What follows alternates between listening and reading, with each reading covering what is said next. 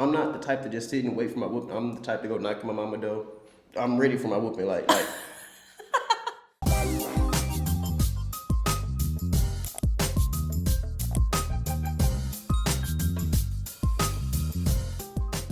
Welcome back to another episode of the Auti Show. Today we have a businessman through and through. He played Texas State football. He is an entrepreneur and he graduated a couple years ago. Would you like to introduce yourself? How y'all doing? I'm Roderick, or Hustle Hawk, and I'm the Pickly Pickle president. I sell pickles, and I'm a hustler. That's what I do. We've known each other a couple years. When did we first meet? Probably like three years ago. I think we met through Fox.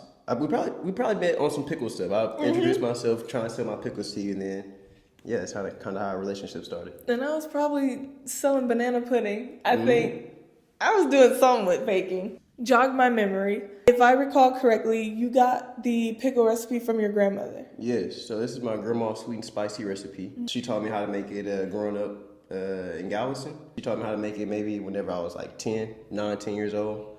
And I've been running with her recipe ever since then. Did she make it like herself or she got it from somewhere? Honestly, I don't know. I just know she taught me how to make it. I took it to school and it was a banger, so I just kept doing it. Wait, you took it to school? Yeah, so I've been selling these since I've been selling Pickly Pickles since 2013 for real. I used to chop them up and just have them like in a little Ziploc bag going to school. But I took them to school and they was selling. Everybody came to school with like lunch money. And it wasn't like I wasn't selling $5 packs of pickles. They were just 4 slices in a little Ziploc bag for $1. You was hustling they lunch money? What? I had pickles, and then this is back whenever I really knew how to how much presentation mattered. But I have the pickles, and then I have like sunflower seeds. And then I buy like bigger bag of sunflower seeds, pour them into like little Ziploc bags. So I have pickles and I got sunflower seeds. But that's kind of You understood capitalism from a small age. Yes. Yeah, my mentor, my uncle, he put me on. I'm gonna say from his words, he was I had crack. That's how he described it. He actually kicked me out of his shop. This was like maybe 2018, 2019, whenever I left for college the first time. I had my pickles inside his shop. People would keep going into the store trying to grab the pickles, but I wasn't doing a good job of inventory management, right? So because people are going to his shop trying to buy pickles and they can't buy pickles, he sells clothes. You know, my pickles don't got nothing to do with clothes, but because people are going in there trying to get their pickles and they're leaving unsatisfied, it's making a bad mark on his store. So he ended up kicking me out, and he explained to me, you don't understand what you're really doing. You think this is just a game. He was like, no, this is like, you really got crack. Like, this is the truth. Wow. Like, people are coming here every single day trying to buy this, and you playing football. You think you feel me, you're not really worried about it. So you can't sell pickles in my shop no more. And that's whenever I understood, I'm like, oh, I guess I really got something really going on. You said that you kind of started taking it serious in 2020. How in the world was that? Because that was around COVID. It was around COVID. So a lot of things was going on for my life around that time. Like I said, between COVID, me not really knowing what my next step in my journey was, because I'm at a junior college. I just started getting offers. And I didn't know where I was going to stay. I didn't know if I was going to go back to junior college, because this is whenever they kicked us off for the little break. They send everybody home. So nobody really knows what's going on. I don't know if I'm going back to school. I don't know if I'm doing football or nothing like that. I wasn't taking the pickles serious as far as like trying to make the branding and really pushing the envelope for pickles. But I've always been the type of person that wanted money. So I've always known in my back pocket I got an ace card. You know, like any moment I could sell pickles and make me some money. So at Navarro College, every once in a while I pop up. I have like 50, 60 packs of pickles I can sell. Boom, boom, boom. It was never like I had to start over or nothing like that. I already knew how the process went for making the pickles. It was kind of just like a turnkey operation. Whenever I decided to turn it on, boom, I got cash flow. It was never no difficulties in trying to start the business at all. Another thing I used to do that I think is like a big reason that why my pickles or how I push my pickles, how I push them now. Whenever I would be at Navarro, I would go from Navarro on break. I would go down I-45 to PV, and then I would go down a little bit more to TSU. But back then I didn't know nobody at these schools, so I'm going at these schools. I'm just popping up with samples of pickles, feel me, by myself. How y'all doing? Y'all like pickles? You know, it's just getting myself out there. But I've always been that type of person to put myself out there. So it was never no difficulties in that. Where did you learn that? Or who did you get that from? Because that's not easy. That's definitely not easy to just go up to people. I honestly, man, I get a lot of my qualities from my uncle. A lot of people tell me I'm a little Hockley. He's kind of always, I get a lot of my qualities from him. So his biggest thing is you're not going to like scare him out of doing nothing, or you're not going to scare him to where he's scared. You're going to scare him to where you're going to make him do something. Mm-hmm. So if I'm scared, just say if I'm supposed to be getting a whooping. If I'm supposed to be getting a whooping from home, I got in trouble at school. My mom's like, I'm going to whoop you whenever you get home. Well, I'm going to whoop you later, you know? I'm not the type to just sit and wait for my whooping. I'm the type to go knock on my mama door. I'm ready for my whooping. Like you just gonna ask for your whooping? Right now, like it has to come at some point. So just get mine out the way. Whenever I was like in a freshman in high school, like 13, 14, my uncle would have me working in his shop with him for like 12 hours a day for $25. So I've just always been around my uncle. So I picked up a lot of qualities from him. My uncle kicked me out, boom. So the next year, right, so we're gonna say like 2019, before I start going like super serious with the branding and stuff, I ended up getting into like 3 stores in Galveston County. So my uncle's store is like right here, and then it's like a corner store that's like just about attached to his store. I ended up getting to that store. I ended up getting to a store a little bit down, One Stop Shop, KLM, and then I got a store that's actually in Galveston. So that's kind of what it turned me into. It just taught me how to be. If I'm going to a business and sell these pickles, he taught me how to do that, how to keep up with inventory. I see that you do have a lot of partnerships with different establishments around San Marcos. How has that process been? So first off, I'm gonna give a huge shout out to everyone that shops Pickly Pickles, because without them, it wouldn't be me in none of these stores. For me to get into Mill Street at the beginning, they were hesitant on it. They weren't trying to put me in the store. But from me staying like across the street, I would be in the store trying to buy stuff, and people would be coming up to me while I'm at the cash. Hey, bro, you got some pickles on you? I'm trying to buy some pickles. Like, but this wasn't just like a one time. Fiending for the pickles? We got crack for real. This is, I'm telling you. Mm-hmm. So, boom, bro, where the pickles at? Where the pickles at? So it came to the point, Miss Crystal, shout out Miss Crystal. That's the owner of Mill Street. She was like, forget, just bring 25 in. So we ended up going from 25. Maybe like a few months later, she started ordering 50. Then after that, she started ordering 100. And then maybe like a year or two ago, I ended up getting her to start ordering like 200 at a time. Wow. And they sell out every time? Yeah, that's what we do. That's beautiful. As long as, that's the thing with business. As long as you keep restocking and having inventory, people are going to shop. They get used to coming to shop, and then it becomes a habit. You mentioned that you have always sold pickles, but you played football. I did. How in the world did you juggle the two? Because those sound like 2 completely different full-time jobs. A whole bunch of long nights and early mornings. The short story. And there is no way around it. Ain't no shortcut for real. You got to put in the hours for football. And the thing is, like I tell a lot of my partners, this isn't like high school football where you just wake up and go off of athletic ability. No, this is college football. And it's not like back in the day where you get a 4-year scholarship. You have to sign a new scholarship every year. So every year you're trying. Like my coach would say, their job is to replace you. Your job is not to get replaced. So it's not like I'm just waking up and I'm just going through the motions at football. No, I'm putting in extra hours at football. After practice, I'm running up the stairs all in the stadium and stuff. I'm doing extra workouts and stuff. And then after that, boom, go to class. Then after that, it's like, okay, well, I only got like an hour or 2 before I really need to get this homework done, before I got another meeting at football at like 6, 7 o'clock.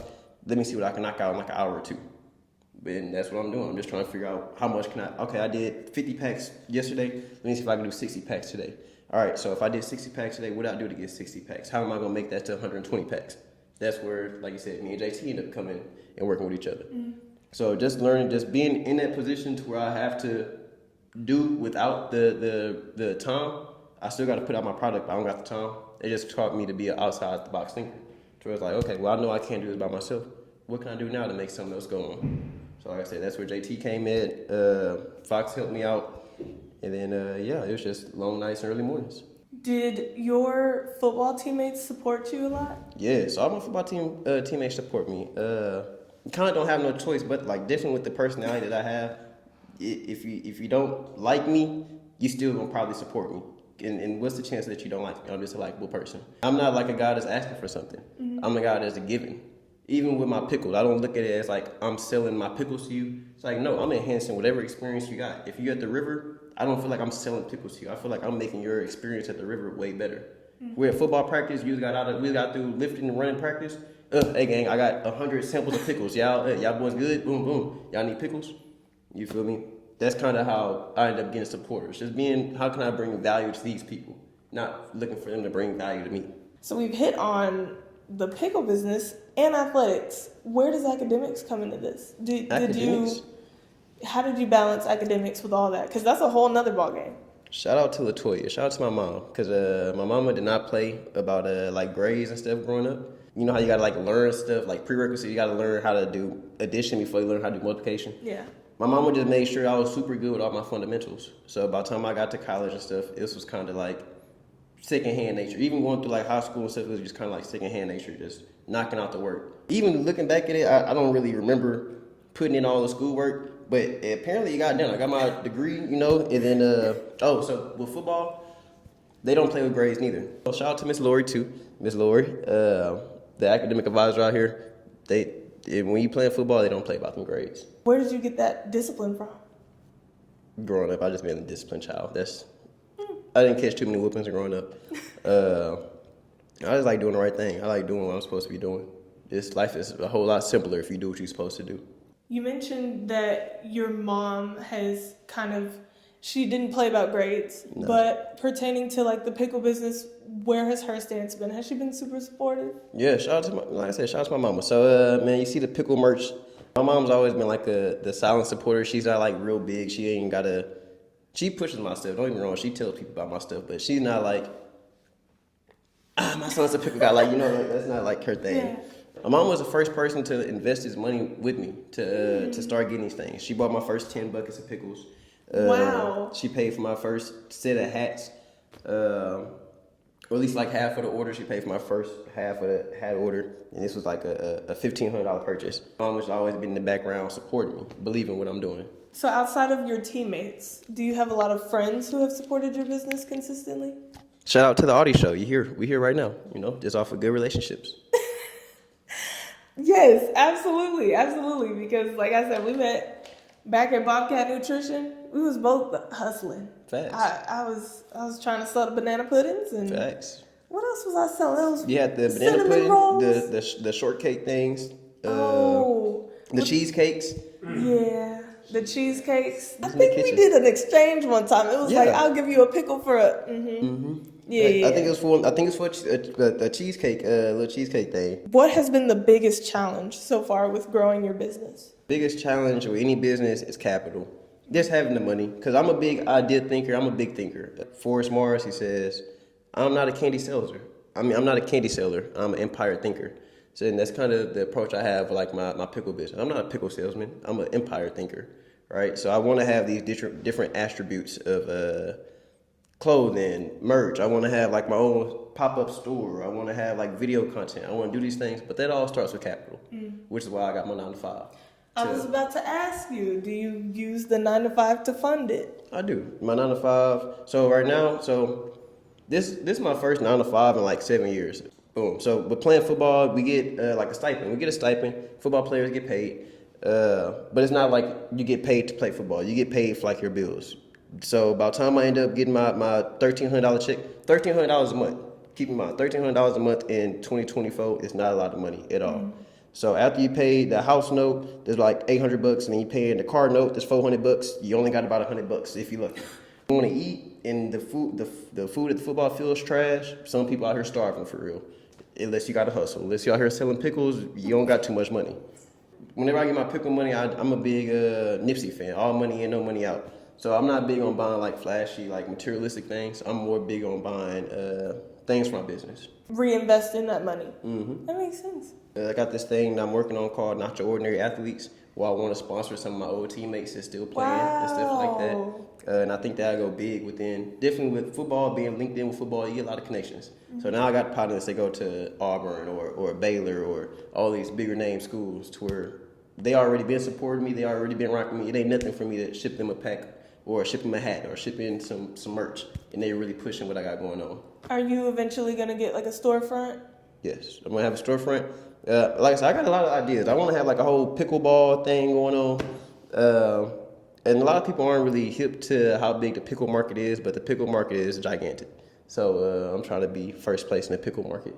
So you mentioned that your last year y'all did go to a bowl game. How was that experience? It was an emotional roller coaster because my last year it was kind of like official that like I'm not going to the league. My coaches kind of already they already put me on game. They like, listen, we got guys that we think are gonna go to the league, so we're gonna really focus on them. So my last year, shout out to Coach Greg, shout out to Coach GJ. They really let me do my pickle business and really like lock in on my pickle business while being on the team. They really wouldn't own me for like meetings and stuff like that as much as they would have been if I was a younger guy. So, but when we get to throughout the season, I'm still playing a little bit, but I'm not necessarily, football isn't as monkey on my back no more. All right, so I got a chance to really enjoy being around my teammates. I got a chance to really enjoy joking with like my coaches and stuff because these aren't like people I'm competing against that I'm competing against. These aren't people that I want to be better than. I actually get to see these people as companions. Us having a winning season on top of me already having like the relaxed feeling of being on a football team, no, that was top notch. And then you get to win the bowl game, like the first in school history. Now that's cool. And for me to be a part of the trash journey, and then boom, we 2 bowl games up. It's like, yeah, that was cool. Our next segment called Hot Takes, Let's where do I'm it. going to be asking you a couple questions. They could be controversial. They could not be. You want to start light or heavy? Let's do it heavy. Let's go. A degree is still necessary in this day and age. A degree is not necessary unless you're trying to go get like a job that requires a degree. Other than that, I got an associate's degree from Navarro Junior College, and I got a bachelor's degree from Texas State. I don't plan on using any of them.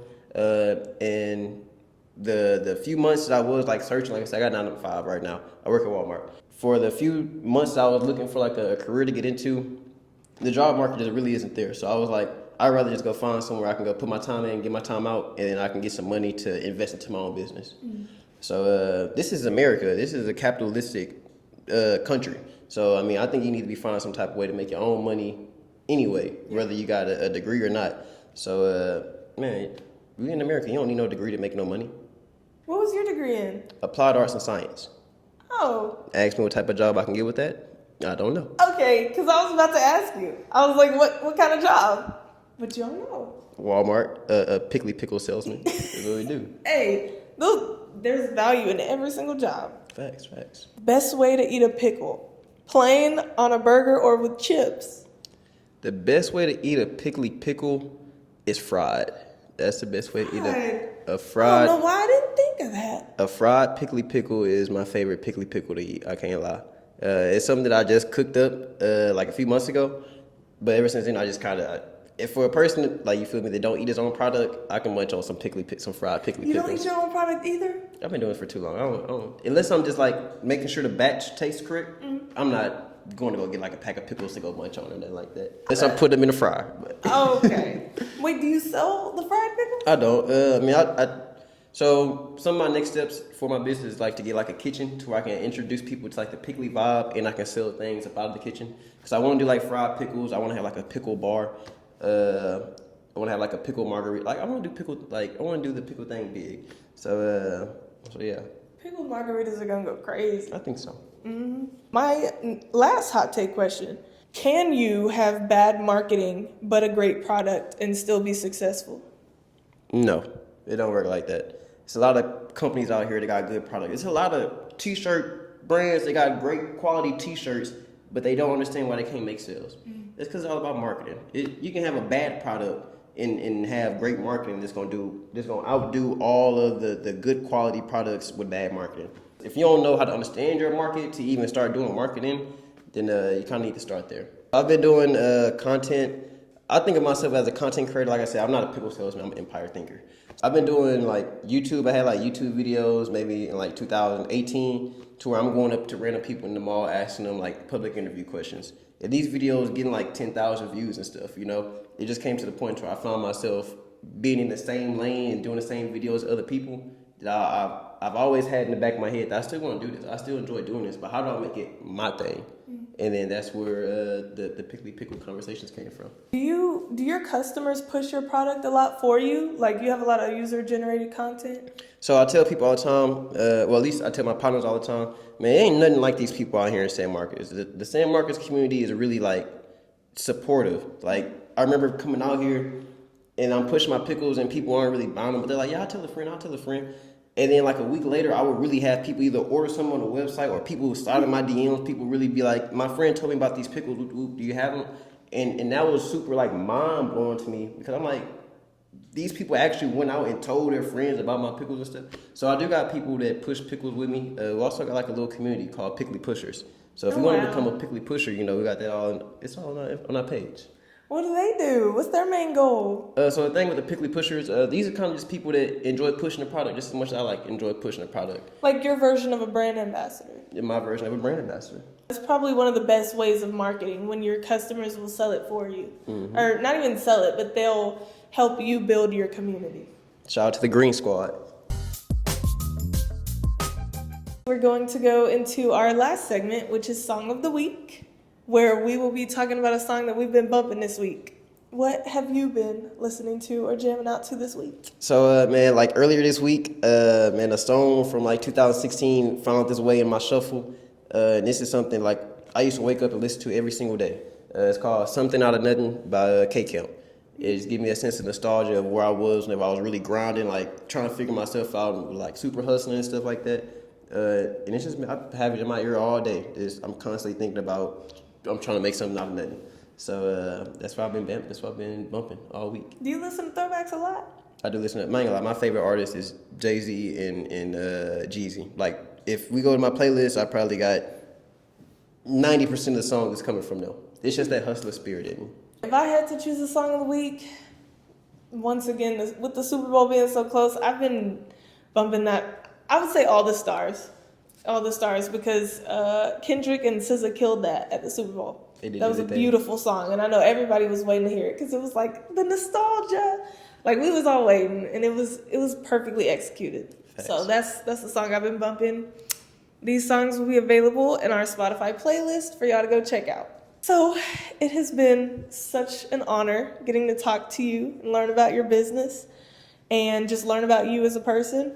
Where can the audience go to find you? What are your social handles? First off, huge shout out to the Auti Show because I appreciate you for bringing me here, having me, giving my spiel. But if y'all want to reach Pickly Pickles, y'all can go to picklypickles.com. Y'all can follow us on Instagram at @SSPickleys, like sweet and spicy Pickly Pickles. And then, that's all our information right there. We got a website. We do shipping. If you ever want to try these pickles, we got merch coming out later on the springtime. Like some tracksuits and stuff coming out. And then just be on the lookout for all our video content.